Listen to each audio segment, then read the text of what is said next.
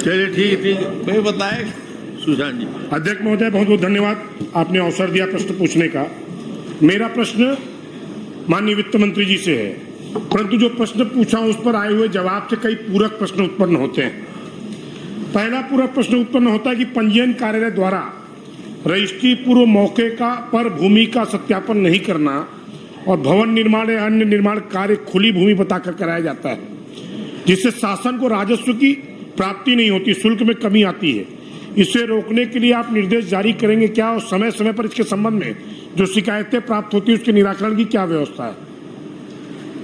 आज वित्त मंत्री जी कलेक्टर वाले लूप पे वापस आ गए हैं। सम्माननीय अध्यक्ष महोदय, एक बार आप पढ़ के आना फिर बताएंगे। इसके लिए फिटनेस लगता है, पेट को छुपाने के लिए कुर्ता पजामा पहनना उचित नहीं। कुर्ता पजामा अच्छा है लेकिन पेट को छुपाने के लिए अच्छा नहीं है। माननीय अध्यक्ष महोदय, जो सम्मानीय सदस्य जी ने प्रश्न उठाया है बहुत महत्वपूर्ण है और पंजीयन में उन्होंने कई प्रकार की विसंगतियों का उल्लेख किया है और इनको रोकने के लिए पंजीयन में बहुत सारे सुधारों की प्रक्रिया हम लगातार विभाग द्वारा किया जा रहा है अध्यक्ष महोदय, और बहुत सारे ट्रांसपेरेंसी के भी स्टेप लेने की हम प्रयास कर रहे हैं। जो और विशेष रूप से अभी पिछले 7 महीने में जो एक कदम उठाया गया है वो विभागीय सतर्कता प्रकोष्ठ का गठन करने का किया गया है अध्यक्ष महोदय। विजिलेंस सेल रजिस्ट्री डिपार्टमेंट के अंतर्गत बनाया गया है। जो बड़े केस हैं, विशेष केस हैं, इंडस्ट्री रिलेटेड केस हैं या भू व्यपवर्तन जो डाइवर्सन हो जा रहता है उस तरह के केस हैं, उनको आकस्मिक रूप से भी देख सकेगी और कोई शिकायत आएगा तो उसकी उच्च स्तरीय जांच करने के लिए एक सेपरेट विभागीय सतर्कता प्रकोष्ठ विजिलेंस सेल का गठन किया है अध्यक्ष महोदय, किया गया। माननीय अध्यक्ष महोदय, प्रश्न का जवाब अपूर्ण है। मैंने पूछा है समय समय पर शिकायतें करने के कोई प्रावधान की व्यवस्था बनाई है क्या? किन्होंने कहा है राज्य स्तरीय, जबकि शिकायतें जिला स्तर पर पंजीयक कार्यालय पर होती हैं। चलिए इस पर दूसरा प्रश्न मैं पूछता हूं।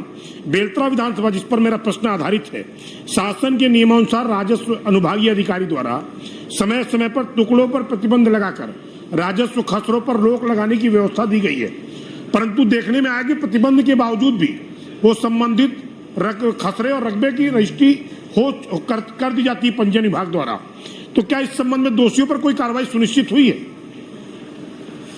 अध्यक्ष महोदय, जो शिकायत के संबंध में पहले सदस्य महोदय ने कहा, तो वहां पर जो शिकायत जिला स्तर पे की जाती है उनमें ज़्यादातर ये रहता था कि वही लोग पंजीयन किए रहते हैं और वहीं पर शिकायत होती है, इसलिए निराकरण क्वालिटी तरीके से नहीं हो पाता। इसलिए उच्च स्तरीय एक अलग से सेल का गठन किया गया ताकि जिला स्तर पर भी जो शिकायत होती है उसका अच्छे तरीके से निवारण किया जा सके। और जो भूखंड के टुकड़ों के बारे में सम्मानीय सदस्य की चिंता है वह भी बहुत जायज चिंता है, और जो उन्होंने अपने विधानसभा क्षेत्र बेलतरा के लिए जो प्रश्न किया है उसमें भी कई खसरों को प्रतिबंधित किया गया है, और जिन खसरों को प्रतिबंधित किया गया है उनमें अगर कोई भी रजिस्ट्री हुई हो तो उसकी जानकारी सदस्य महोदय मुझे दे सकते हैं।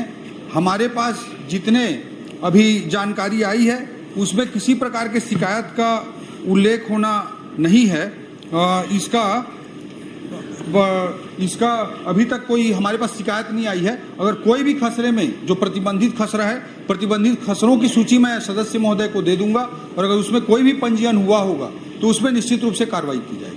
माननीय अध्यक्ष महोदय, एक विषय और संज्ञान में आया है कि आपके कार्यकाल के समय ही कोटवारी जमीनों पर प्रतिबंध की व्यवस्था 2007 और 2008 में लगाई गई थी, परंतु पिछले 5 वर्षों में बेलतरा विधानसभा और बिलासपुर जिले में कोटवारी जमीन के पंजीयन के लगभग 18 से ज्यादा मामले पंजीयन कार्यालय से निष्पादित किए गए हैं पंजीयन करके, जबकि राजस्व अभिलेखों में उसको कोटवारी जमीन अंकित रहता है, उसके बावजूद वो पंजीयन कर दिए गए।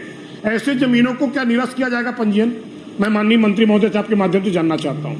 माननीय अध्यक्ष महोदय, कोटवारी भूमि शासकीय भूमि ही होती है, उसे केवल सेवा के जो शासन के प्रति सेवा जो करता है कोटवार, उसके लिए सेवा भूमि के रूप में प्रदान किया जाता है ताकि उसमें खेती करके कमा खा सके।